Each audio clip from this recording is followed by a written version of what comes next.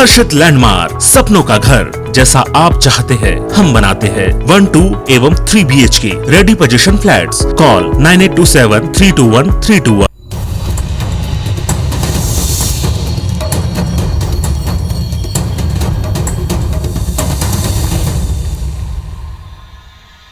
नमस्कार, आप देख रहे हैं IBC 24। मैं हूं आपके साथ विजय कुमार पंड्या। रात 9 बजे के इस बुलेटिन में छत्तीसगढ़ की खबरों से शुरुआत करेंगे। बीते कई दिनों से कांग्रेस में मची हलचल के बाद जब प्रदेश प्रभारी छत्तीसगढ़ पहुंचे तो कई सवाल उठने लगे। कई महीनों बाद छत्तीसगढ़ कांग्रेस प्रदेश कमेटी की कार्यकारिणी की बैठक हुई तो भी कई तरह के कयास लगाए गए, लेकिन बैठक के बाद सामने आया कि 2023 विधानसभा चुनाव जीतने के लिए प्रदेश कांग्रेस प्रभारी PL पुनिया ने अभी से संगठन और विधायकों के बीच बेहतर तालमेल को लेकर मंथन किया और कुछ निर्देश दिए। इधर भाजपा ने एक बार फिर कांग्रेस में अराजकता का माहौल बताते हुए सत्ता पक्ष को घेरा, लेकिन बड़ा सवाल यह कि मौजूदा हालात में क्या कांग्रेस के भीतर की कवायद के बाद कार्यकर्ता 2018 की तरह से पूर्ण उत्साह से एकजुट होकर पार्टी के लिए जुटेंगे।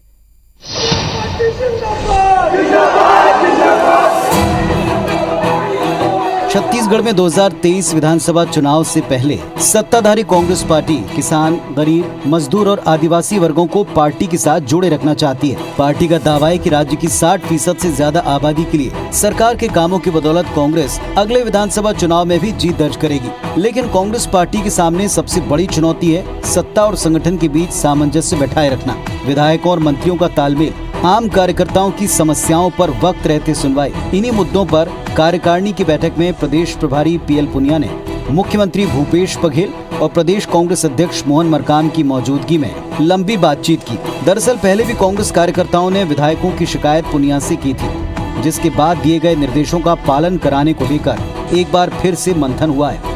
कार्यकर्ताओं को क्या शिकायतें हो सकती है, आमतौर से क्या शिकायत होती है, उसके ऊपर चर्चा हुई। तो विधायकों और संगठन के बीच में सामंजस्य स्थापित करने के बारे में, उसके बारे में चर्चा हुई। तो बहुत विषयों पर, हर विषय पर चर्चा हुई जो कि संगठन को मजबूती ला सकता है। इधर कांग्रेसी खेमे के असंतोष को लेकर अक्सर सत्ता पक्ष को घेरने वाली भाजपा एक बार फिर कांग्रेस पार्टी में खींचतान का आरोप लगाकर कटाक्ष कर रही है।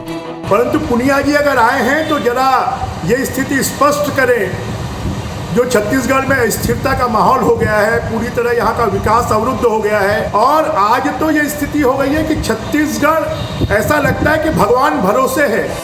जाहिर तौर पर लंबे समय बाद प्रदेश में बनी कांग्रेस सरकार से आम जन के साथ साथ पार्टी नेताओं को भी काफी उम्मीदें रही हैं, जिनके पूरा न होने पर कार्यकर्ताओं का गुस्सा और असंतोष पार्टी की मुश्किलें बढ़ा सकता है। और इसी पर लगाम कसने कांग्रेस पार्टी ने अभी से अपने नेताओं और कार्यकर्ताओं की नाराजगी दूर कर मिशन 2023 के लिए तैयारी तेज कर दी है। बड़ा सवाल ये कि इन निर्देशों पर अमल कितना होता है और इसका जमीनी असर कितना हो पाता है। सौरभ सिंह परिहार, IBC 24, रायपुर। इधर यूपी के लखीमपुर खीरी में मृतक किसानों के परिजनों को 50-50 लाख रुपए मुआवजा देने के मामले में पूर्व मुख्यमंत्री रमन सिंह ने छत्तीसगढ़ सरकार को घेरा है। उन्होंने कहा है कि मुख्यमंत्री भूपेश बघेल अब शायद उत्तर प्रदेश से चुनाव लड़ेंगे, इसलिए उन्हें यूपी के किसानों की चिंता सता रही है, जबकि छत्तीसगढ़ में किसानों की आत्महत्या का क्रम बढ़ा है। हरोरा के पास शिवपुरी धाम में गुरु गद्दी दर्शन मेला के उद्घाटन समारोह में शामिल होने पहुंचे रमन सिंह ने कई मुद्दों पर प्रदेश सरकार की आलोचना की है।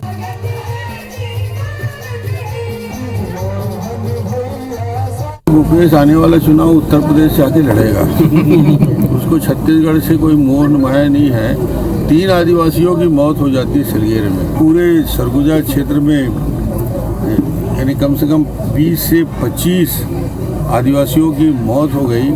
उनके लिए कोई 1 पैसे का उन्होंने घोषणा किया। 500 किसानों ने आत्महत्या कर लिया। भूपेश कभी 5 पैसा उनको देने के लिए घोषणा नहीं किया।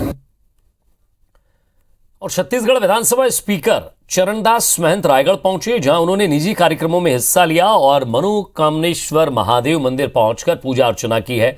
इस दौरान मीडिया से चर्चा करते हुए महंत ने धान खरीदी को लेकर कहा कि इस साल फसल अच्छी हुई है और धान खरीदी का रिकॉर्ड भी टूट सकता है। ऐसे में राज्य सरकार सतर्क है और व्यापक तैयारियां की जा रही हैं। उन्होंने कहा कि केंद्र ने चावल का कोटा बढ़ाया है, लेकिन हमने धान का जो मूल्य और बोनस देने का वादा किया है उसका वित्तीय संकट हमारे सिर पर हमेशा बना रहेगा। उन्होंने कहा कि बार बार राज्य सरकार के कर्ज में डूबे होने की बात कही जाती है और इससे हमें इनकार भी नहीं है, लेकिन सरकार ने किसी उद्योग के लिए या लाभ के लिए कर्ज नहीं लिया, बल्कि किसानों और मजदूरों के हित के लिए कर्ज लिया।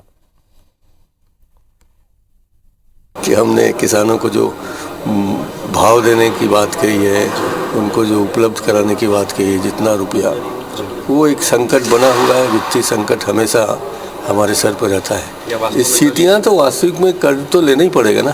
हमें गर्व है इस बात का कि हम लोग अपने किसानों के लिए, अपने गरीब मजदूरों के लिए कर्ज ले रहे हैं।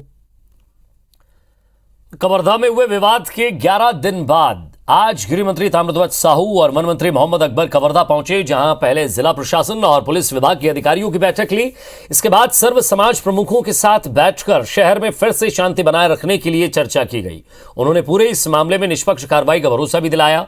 मंत्री अकबर ने कहा कि सरकार मामले पर पूरी नजर बनाए हुए थी और वीडियो में जो गड़बड़ी करते हुए नजर आ रहे हैं उन्हीं पर कार्रवाई की जा रही है। वहीं गृह मंत्री ने इस मामले में पुलिस की लापरवाही की भूमिका पर भी जांच का दावा किया है। उन्होंने पूरे मामले में फरार दुर्गेश देवांगन को लेकर कहा कि पुलिस उसकी तलाश कर रही है। पूरे मामले में दोनों मंत्रियों ने बीजेपी पर राजनीति करने का आरोप लगाया। तो वहीं पूर्व सीएम रमन सिंह ने पलटवार करते हुए कहा कि इस पूरे मामले में कांग्रेस तुष्टीकरण की राजनीति करने का काम कर रही है।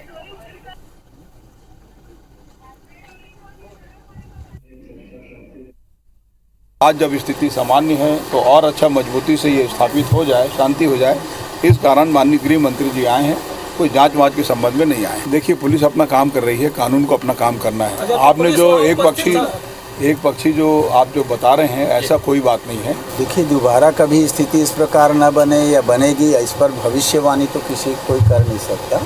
अपनी ओर से आप सब जो प्रयास करते हैं वैसा ही शासन प्रयास करती है, नागरिक भी प्रयास करते हैं कि कभी ऐसी घटना न घटे। कवर्धा में जिस प्रकार तुष्टीकरण की राजनीति हो रही है और जिस प्रकार बहुसंख्यक को दबाने का षड्यंत्र रचा जा रहा है, उसका एक विस्फोट हुआ जब 8-10 हजार लोग शहर के अंदर आ गए। और IBC 24 की खबर के नॉन पावर सेक्टर में कोयला सप्लाई पर लगाई गई रोक खबर दिखाए जाने के बाद हटा दी गई है। हालांकि प्राथमिकता में पावर सेक्टर रहेंगे। साथ ही डिमांड के लिहाज से रेलवे को रैक उपलब्ध कराने को कहा गया है। रेलवे ने भी साफ कहा कि कोल सप्लाई और लदान के लिए पर्याप्त रैक उपलब्ध है। फिलहाल छत्तीसगढ़ समेत मध्य प्रदेश, राजस्थान, गुजरात, यूपी, पंजाब तमाम प्रदेशों सहित देश के अन्य राज्यों को SCCR रैक के जरिए कोयले की आपूर्ति करता है।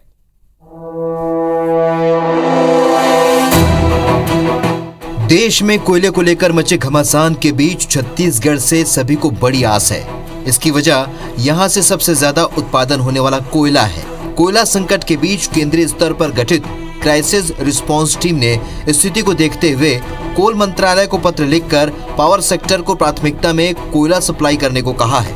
इधर 18 अक्टूबर तक नॉन पावर सेक्टर को रेलवे मोड से कोयले की सप्लाई पर रोक लगाने के निर्देश दिए गए थे, लेकिन IBC 24 की खबर के बाद SCCL प्रबंधन ने साफ किया कि नॉन पावर सेक्टर को भी अब रेलवे मोड से कोयले की सप्लाई की जाएगी, लेकिन पावर सेक्टर पहली प्राथमिकता में रहेंगे। रेलवे को डिमांड के लिहाज से पावर सेक्टर के लिए रैक उपलब्ध कराना होगा।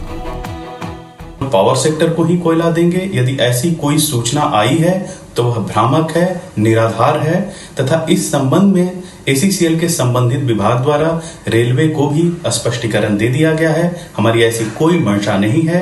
SCCL प्रबंधन के लिए सभी उपभोक्ता बराबर हैं, समान हैं। तो दक्षिण पूर्व मध्य रेलवे में ना तो कोई रेक की कमी है, ना ही यहाँ पर किसी प्रकार की कोई कोयले की कमी है। कोयला परिवहन निर्बाध तरीके से हो रहा है और जहाँ जहाँ पावर हाउस को जरूरत है वहाँ पहुँचाई जा रही है। बढ़ते कोल संकट और बिजली कटौती के बीच लड़ाई अब केंद्र बनाम राज्य में तब्दील होती नजर आ रही है, लेकिन विधानसभा अध्यक्ष चरणदास महंत का कहना है कि केंद्र और राज्य सरकार को इसके लिए रास्ता निकालना चाहिए। प्रधानमंत्री नरेंद्र मोदी को और मुख्यमंत्री भूपेश बघेल को सूझबूझ से इस समस्या को दूर करना होगा। वहीं जानकार कोयला संकट की स्थिति के लिए पावर प्लांट्स व सेंट्रल इलेक्ट्रिसिटी अथॉरिटी को जिम्मेदार मान रहे हैं। उनका कहना है कि जिस सेंट्रल इलेक्ट्रिसिटी अथॉरिटी के पास बिजली की स्थिति को डे टू डे मॉनिटर करने का जिम्मा है, वे इसमें चूक गए हैं। ये बिजली संकट पूरे देश में है और प्रदेश भी उससे प्रभावित हो रहा है। बिजली संकट का मूल कारण कोयला है और इस संकट को माननीय नरेंद्र मोदी जी को, माननीय भूपेश जी को दूर करना पड़ेगा। सेंट्रल इलेक्ट्रिसिटी अथॉरिटी जिसके पास ये जिम्मेदारी है कि वो डे टू डे मॉनिटर करे कोयले के स्टॉक को और बिजली को, क्या उसको ये पहले से पता नहीं चला कि ये स्थिति बन रही है? और अगर स्थिति बन रही थी तो क्या उसने केंद्र सरकार के टॉप मैनेजमेंट को नहीं बताया? और अगर बताया तो उन्होंने क्या किया? ये ऐसे अलग अलग लेयर की जिम्मेदारियां हैं। केंद्रीय कोयला मंत्री प्रहलाद जोशी ने बुधवार को छत्तीसगढ़ का दौरा कर एसईसीएल की खदानों का निरीक्षण किया, साथ ही अफसरों की बैठक भी ली। उन्होंने दावा किया है कि देश में पर्याप्त कोयला उपलब्ध है और बिजली आपूर्ति बाधित नहीं होगी। Bureau report IBC 24।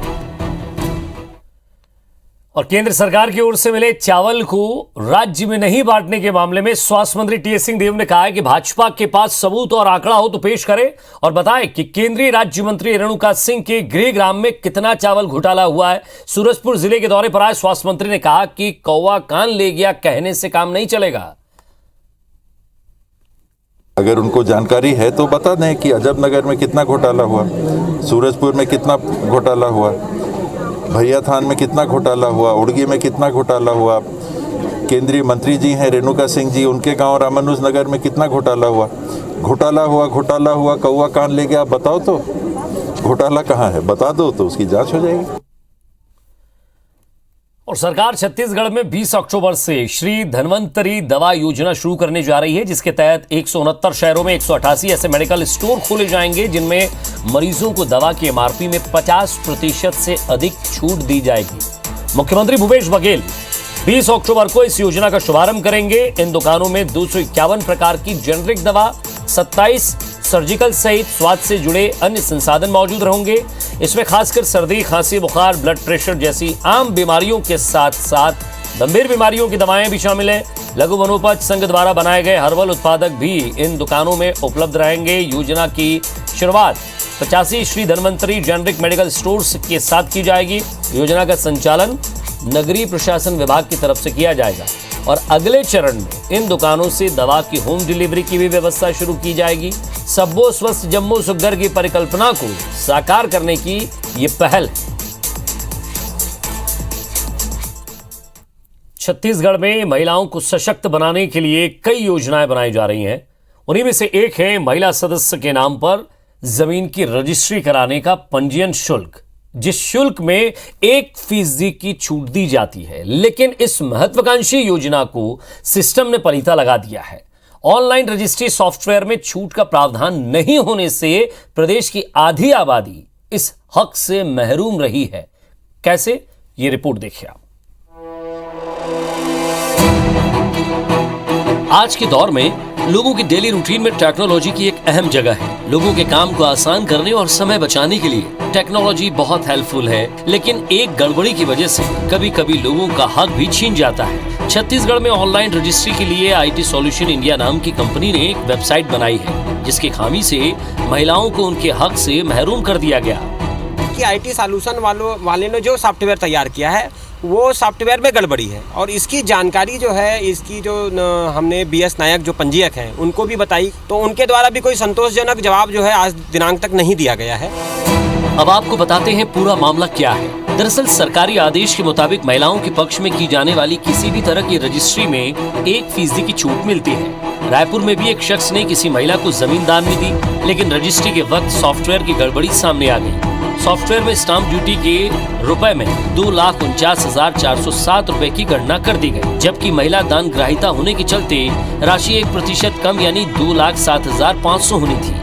वकील ने आपत्ति दर्ज कराई, जिस पर पंजीयक ने बकायदा धारा 33 में प्रकरण बनाकर सॉफ्टवेयर की गलती बताकर 41,910 रुपए का स्टाम्प शुल्क वसूलने का जिक्र कर दिया।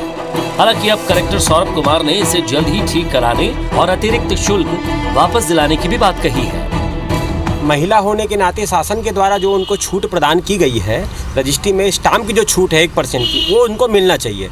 परंतु IT सॉल्यूशन के द्वारा जो सॉफ्टवेयर बनाया गया है उस सॉफ्टवेयर में गड़बड़ी होने के कारण वो छूट उस महिला को नहीं मिल पा रही है। मेरी अभी रजिस्ट्रार से बात हुई है, वो IG रजिस्ट्रेशन कार्यालय जो है उसमें संपर्क कर चुके हैं और हमारा मानना है कि 1-2 दिन में ये समस्या दूर कर दी जाएगी। किसी भी तरह से ज़्यादा टैक्स लिया गया हो तो ज़रूर उनको जो भी अतिरिक्त लिया गया होगा वो वापस किया जाएगा। इसके संबंध में शासन से मैं बात करता हूँ। रायपुर के कलेक्टर परिसर में ही हर दिन करीब 150 जमीनों की रजिस्ट्री होती है और हाल ही में भुइयां समेत कई दूसरी ऑनलाइन सेवाएं भी ऐसे ही चरमरा चुकी हैं। तो सवाल उठता है कि क्या लोगों को अपने हक से महरूम होने के लिए सिर्फ तकनीकी खामियां ही जिम्मेदार हैं? राजेश राज, IBC 24, रायपुर। और इसी के साथ फिलहाल इस बुलेटिन में इतना ही। नमस्कार।